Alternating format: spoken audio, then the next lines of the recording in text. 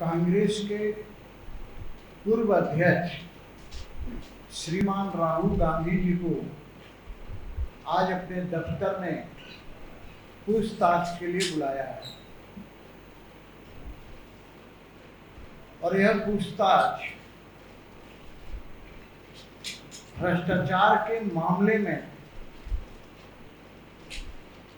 कांग्रेस ने देश के बड़े बड़े अपने नेताओं को दिल्ली में बुलाया और साथ ही पूरे देश के अंदर पूछताछ के खिलाफ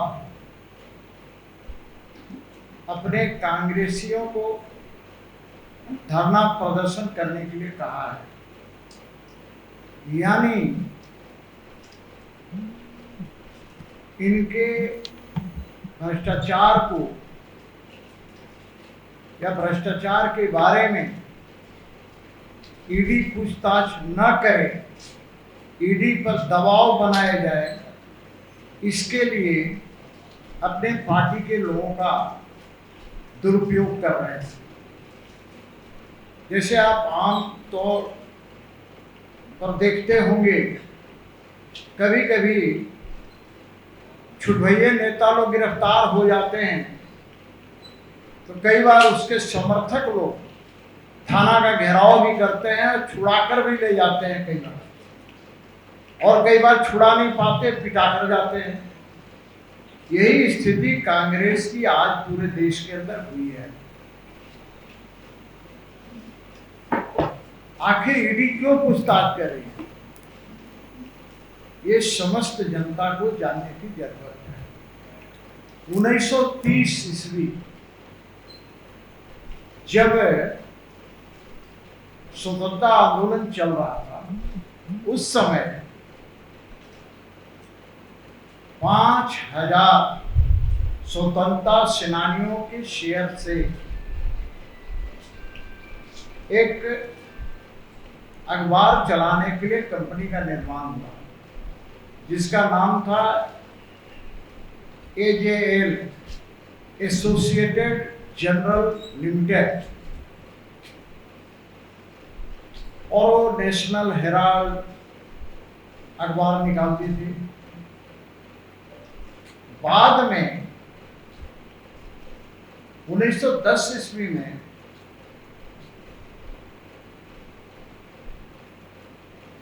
एक नई कंपनी बनाई गई जिसका नाम है यंग इंडियन, जिसमें 76% हिस्सेदारी राहुल गांधी, सोनिया गांधी, साथ में मोतीलाल वोरा जी का नाम सुना होगा और ऑस्कर फर्नांडिस का नाम सुना होगा, ये 4 लोगों के बीच हुआ। उस समय जो AJL एसोसिएटेड जनरल का गठन हुआ था, अखबार निकालने के लिए हुआ था। एक यंग इंडियन का निर्माण जो हुआ, एक चैरिटी के लिए इसका निर्माण हुआ। 5 लाख रुपए के से कंपनी का निर्माण हुआ।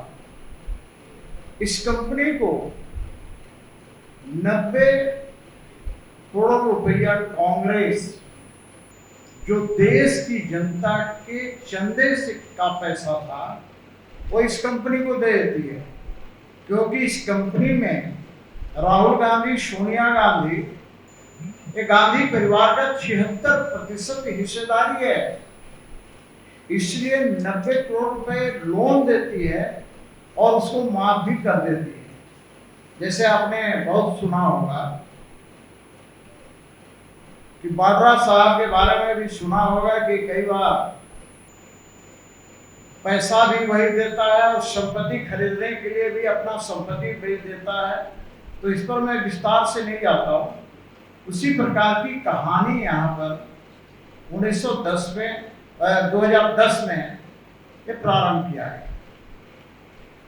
और एक कंपनी चैरिटी का काम तो नहीं किया, लेकिन रियल एस्टेट का काम किया और उसी पर उसी भ्रष्टाचार कृत्य पर जब ईडी पूछताछ के लिए बुलाती है, चूंकि ये मां और बेटे सोनिया गांधी और राहुल गांधी दोनों जमानत पर हैं और ईडी जब इन्हें पूछताछ करने के लिए बुलाती है तो अपने कांग्रेस पार्टी का उपयोग कर लोगों को बुलाती है, दिल्ली में घेराव कराती है, वहां बाहर से आने वालों को तकलीफ प्रदान करती है। तो ये कांग्रेस पार्टी का चरित्र है, चाल चरित्र और चेहरा है। ये अपनी गांधी परिवार को बचाने के लिए ये कांग्रेसी इकट्ठे होते हैं और कांग्रेस के राहुल गांधी इन सारे कांग्रेसियों को बुलाते हैं, तुम दबाव दो, ईडी पर दबाव दो ताकि ईडी हमसे पूछताछ न कर सके, आगे ऐसा कोई केस स्टैंड नहीं करे और हम जेल जाने से बच जाए। तो मैं ज्यादा इस पर कुछ और नहीं कहूंगा, मैं इतना ही कहूंगा कि कांग्रेस के अंदर एक परिवार के लिए पूरी कांग्रेस पार्टी उसकी संपत्ति जो उस जमाने में 5000 स्वतंत्रता सेनानियों का शेयर होल्डर था, उसको अपने नाम करने वाले राहुल गांधी और सोनिया गांधी को बचाने का एक कुत्सित प्रयास है जिसकी हम निंदा करते हैं। इसी संदर्भ में हाईकोर्ट ने, दिल्ली हाईकोर्ट ने एक वर्ड सेंटेंस यूज किया था, मैं इसका जिक्र करना चाहता हूं। 2019 में दिल्ली हाईकोर्ट ने इस पूरी एजेंट और यंग इंडियन के बीच जो शेयर ट्रांसफर हुआ था उसको भ्रष्टाचार से प्रेरित बताया था और टिप्पणी किया था कि द इंटायर ट्रांजैक्शन और transferring the shares of AGF to Young India was nothing but a clandestine, suspicious transfer of the lucrative interest to Young India। यानी ये जो इंटायर ट्रांजैक्शन जो हुआ है ये गुपचुप तरीके से आकर्षक ये ट्रांसफर हुआ है, इंटरेस्ट के लिए हुआ है। तो आज गांधी परिवार का जो भ्रष्टाचार है उसको छिपाने के लिए इस प्रकार का ये प्रयास कांग्रेस के लोग कर रहे हैं। भारतीय जनता पार्टी इसकी कड़े शब्दों में निंदा करती है और आग्रह करती है कि जो संवैधानिक संस्थाएं देश के अंदर हैं या राज्य के अंदर हैं उसको आप अपना काम करने दीजिए।